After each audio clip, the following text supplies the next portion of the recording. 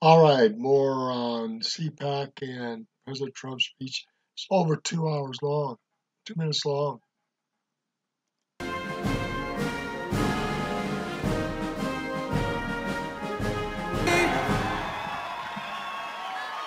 Oh, thank you very much. Thank you very much.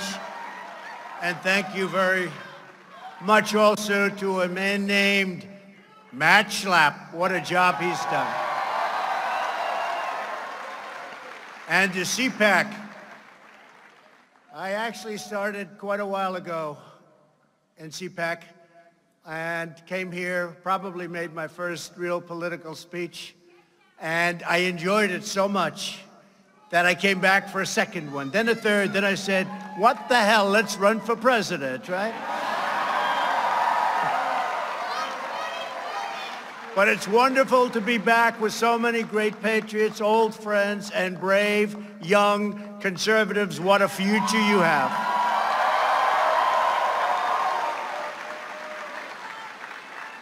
Our movement and our future in our country is unlimited. What we've done together has never been done in the history, maybe of beyond our country, maybe in the history of the world. They came from the mountains and the valleys and the cities. They came from all over. And what we did in 2016, the election, we call it, with a capital E, it's never been done before, and we're going to do it, I think, again in 2020, and the numbers are going to be even bigger. So that's his prediction. We're going to do it in 2020, and the numbers are even going to be bigger. What a prediction. He's probably right.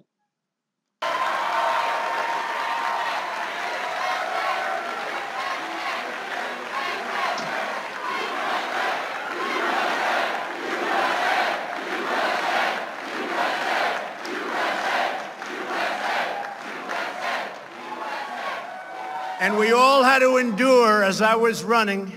So you had 17 Republicans plus me. And I was probably more of a conservative than a Republican. People just didn't quite understand that.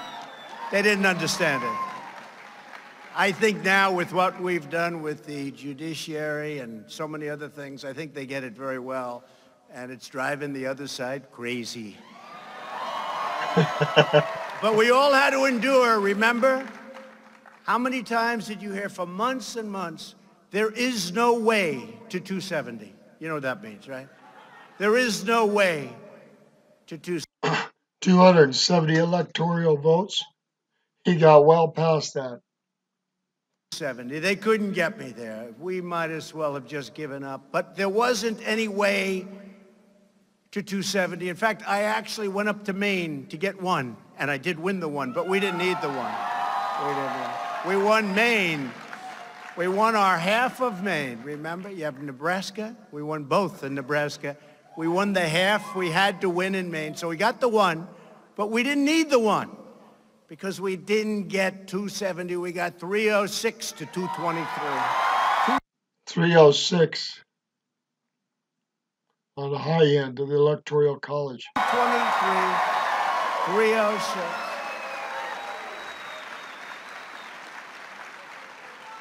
A state called Wisconsin, a state called Michigan, where, by the way,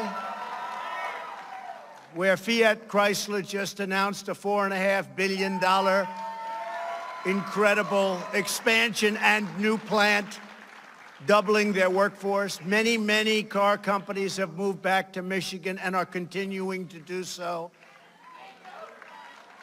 Big numbers. Nobody ever thought they'd see that happen. So I think we're going to do even better in 2020. I think we're going to do numbers that people haven't seen for a long time.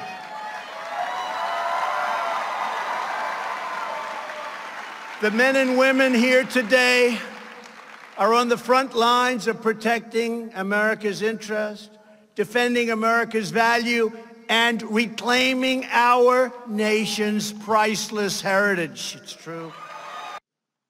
Reclaiming our nation's priceless heritage. This man is incredible.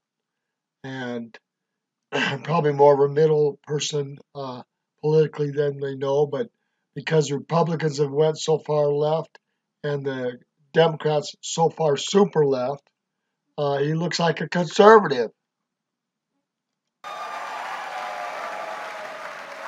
With your help, we are reversing decades of blunders and betrayals. These are serious, serious betrayals to our nation and to everything we stand for. It's been done by the failed ruling class that enriched foreign countries at our expense. It wasn't America first. In many cases, it was America last. Did you hear that? America last. Elite groups. Elite groups. For decades. This guy's trying to make ground up that has been lost for decades. Those days are over, long over.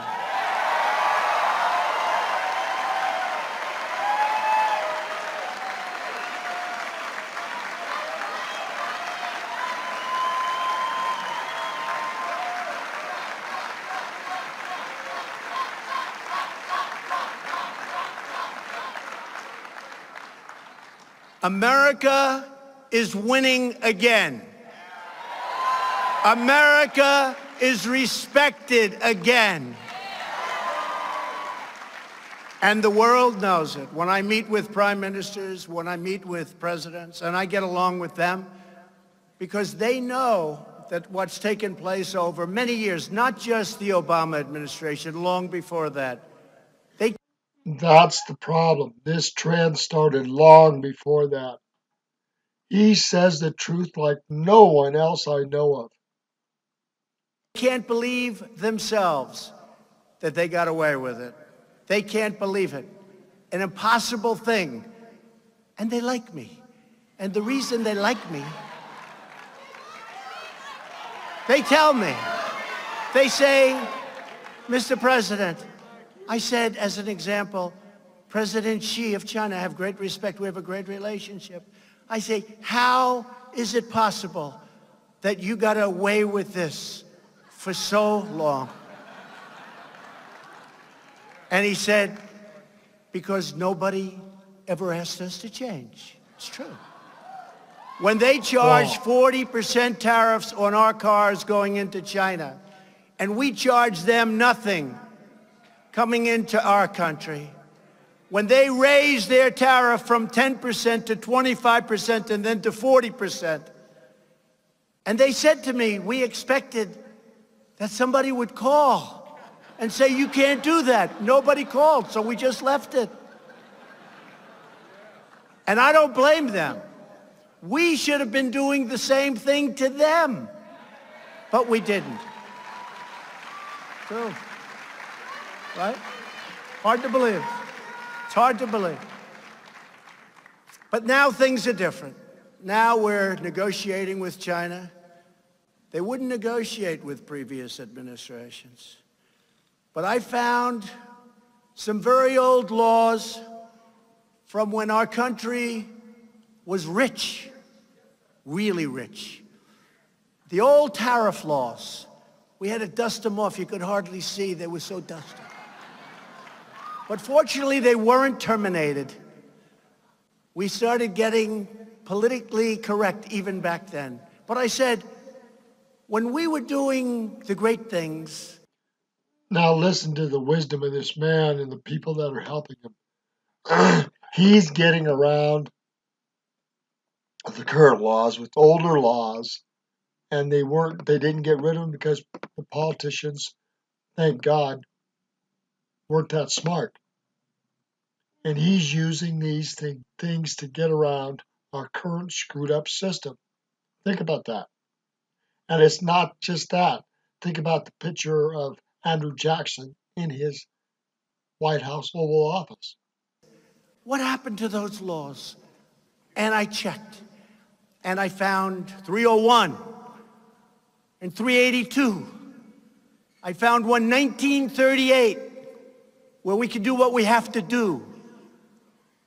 But you know, they had a debate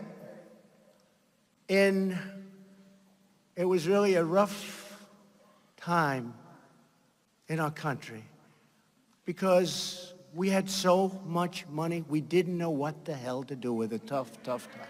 It was called the Great Tariff Debate. Mark Levin will look this up. And the problem is with Mark, if I make a little mistake, he'll let us know on Sunday night. I got to be very careful when I talk about this. But it was the Great Tariff Debate of 1888. And the debate was we didn't know what to do with all the money we were making. We were so rich.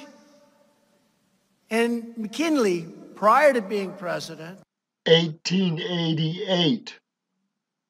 Didn't know what to do with all the money we were making. McKinley. Unreal. he was very strong on protecting our assets, protecting our country. And he made statements that others cannot come into our country and steal our wealth and steal our jobs and build their country and not defend our country. We can't do that. We can't ever allow that to happen. Wow. Wow. McKinley had it right. I never knew.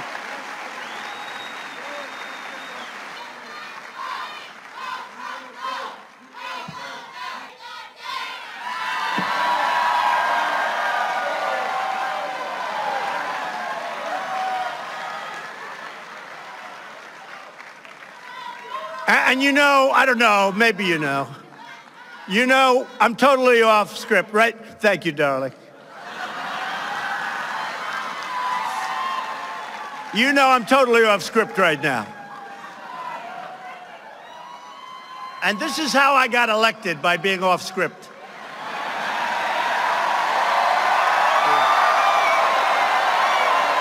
Do you understand that statement? They didn't know what the hell to do with him, Democrats or Republicans, but they both fought him. What does that say about our political state of mind? It sucks. True.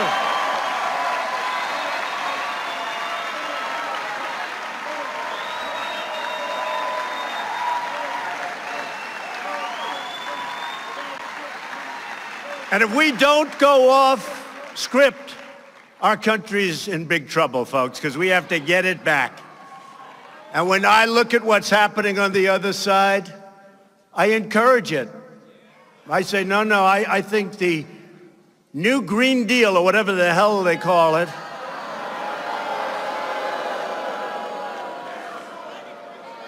the Green New Deal, right? Green New Deal. I encourage it. I think it's really something that they should promote. They should work hard on. It's something our country needs. Desperately, they have to go out and get it. But I'll take the other side of that argument only because I'm mandated to.